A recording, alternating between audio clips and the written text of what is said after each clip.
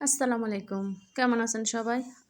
আশা করছি সবাই ভালো আছেন। আলহামদুলিল্লাহ আমিও ভালো আছি। আজকে হবে আমার পছন্দের একটা খাবার। যেই খাবারটা আসলে আমি খুব পছন্দ করি খেতে। নোনা ইলিশ দিয়ে লতি দিই। আপনাদেরকে দেখাবো আমি কিভাবে রান্না করি। আমি প্রথমে তো আপনাদেরকে নোনা ইলিশটা দেখালাম। এই যে আমি কয়েকটা কড়াই বসে কড়াইতে গরম তেল তেলটা গরম হওয়ার জন্য আমি অপেক্ষা করতেছি। কিছুক্ষণ গরম হয়ে গেলে পর আমি এখানে পেঁয়াজ কুচি, কাঁচামরিচ কুচি দিব কি এগুলা দিয়ে আমি এখন কিছুক্ষণ নেড়ে নিব আর কি। দেখেন এখন আমি নেড়ে নিয়ে পেঁয়াজ কাঁচামরিচ নরম হওয়া পর্যন্ত অপেক্ষা করতেছি আর কি। আপনারা চাইলে অনেকে হাতে মেখে কিভাবে জানি রান্না করে, আসলে আমি এভাবে রান্না করি না। আমি এভাবে রান্না করি। এই খাবারটা আমার আসলে খুব পছন্দ, কিন্তু আমি বেশি খেতে পারি না কারণ আমার অ্যালার্জি লতিতে। কিন্তু নোনা ইলিশটা আমার খুব পছন্দ। আমি নোনা ইলিশ দিয়ে ভর্তা বানাই, ভুনা করি, রান্না করি, সব ভালো লাগে। লতিতে আবার রসুন কিন্তু বেশি লাগে। এই কারণে আমি এখানে যে দেখেন 2 টেবিল চামচ রসুন দিলাম। এখানে হলুদের গুঁড়া, মরিচের গুঁড়া আর লবণ সামান্য অল্প পরিমাণে দিলাম আমি, কারণ নোনা ইলিশ এমনিতে লবণ থাকে। এই কারণে আসলে একটু বুঝে শুনে দেয়া লাগে আর কি। এরপর আমি সবগুলা মশলা একটু নেড়ে নিতেছি কিছুক্ষণ তেলের উপরে। যে দেখেন আমার মশলা এখানে আসলে নাড়া হয়ে গেছে। এখন আমি এখানে অল্প পরিমাণে একটু পানি দিব মশলাগুলো কষিয়ে নেওয়ার জন্য আর কি, যাতে করে নিচে দিয়ে পুড়ে না যায়, এটা আর কি।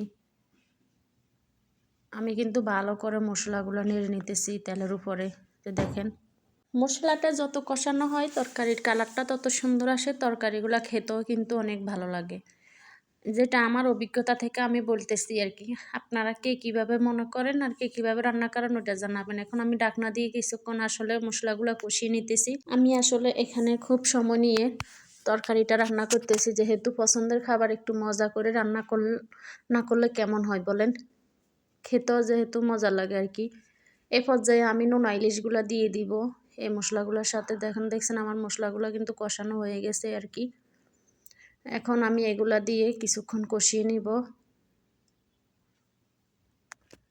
এখন আমি উলট পালট করে মাছের সাথে মশলাগুলো মিক্স করে নিতেছি, যাতে করে দেখেন আমি আসলে খুব সময় নিয়ে রান্না করতেছি, তো এই কারণে একটু রান্না করতে একটু সময় লাগে। এই হোক যে দেখতেছেন আমার মাছটা কিন্তু কষানো হয়ে গেছে, কি দেখতেছেন। এখন আমি এখানে লতিটা অ্যাড করব এই মাছের সাথে একসাথে। লতি আর মাছগুলা কষিয়ে নেব।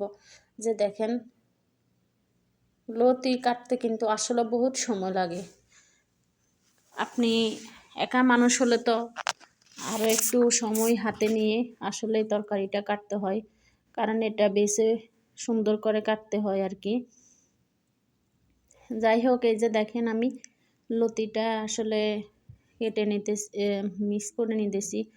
ছোটোবেলায় আসলে আমরা যখন গ্রামের বাড়িতে থাকতাম তখন এই গ্রামে বলতে আমাদের বাড়িতে, আমরা যেহেতু গ্রামে থাকি, তখন এই খাবারটা অনেকেই মানে আমাদের বাগান থেকে গাছ ছিল প্রচুর, অনেকে নিয়ে যেত আর কি। আমরাও খেতাম। অনেক মজা করে রান্না করা হতো চিংড়ি মাছ দিয়ে। কিন্তু এখন আমার হাতের কাছে চিংড়ি মাছ নাই। চিংড়ি মাছটাও কিন্তু আমার খুব পছন্দের মাছ। চিংড়ি মাছ, ইলিশ মাছ দিয়ে বিশেষ করে আমার আম্মা এটা তরকারিটা রান্না করতো, যেটা খেতে আসলে অনেক মজা লাগতো। কিন্তু বললাম না আগে একটা কথা যে আমার অ্যালার্জি, আমি একটু খেলে আর খেতে পারি না। যে দেখেন আমার তরকারি কালারটা কত সুন্দর আসছে। আমি কিন্তু এখানে কোনো পানি দিই নাই, ওই যে কষানো যেটা হয়েছে লতি আর মাছে ওইটাই। এই অবস্থায় দেখা যায় আমার লতিটা আসলে প্রায় অর্ধেক সিদ্ধ হয়ে গেছে। এখন আমি এখানে অল্প পরিমাণে একটু পানি দিব, কারণ লতিটা নরম, এটা খুব তাড়াতাড়ি হয়ে যায় আর কি। দেখেন আর শেষ পর্যায়ে আমি এখানে একটা টমেটো কেটে দিলাম। আমার কাছে তরকারি শেষ পর্যায়ে টমেটো দিলে আসলে ভালো লাগে কিছু কিছু তরকারি ক্ষেত্রে। দেখেন দেখলে বোঝা যাইতেছে আমার তরকারির কালারটা কত সুন্দর আসছে, আর খেতে কিন্তু আসলে অনেক মজা হয়েছে, এটা আর কি। এখন আমি আবার সবগুলা করে একটু ঢেকে দিব আর কি। কিছুক্ষণ রেখে দিয়ে আমি রান্না করে নিব। যাক, রান্না করতে করতে আপনাদেরকে বলি, আমার রান্না যদি আপনাদের ভালো লাগে অবশ্যই কমেন্ট বক্সে জানাবেন, আর আমাকে কীভাবে রান্না করেন তাও জানাবেন। দেখেন, জাস্ট এটা আমার শেষ পর্যায়ে রান্নার লুক। আসসালামু আলাইকুম।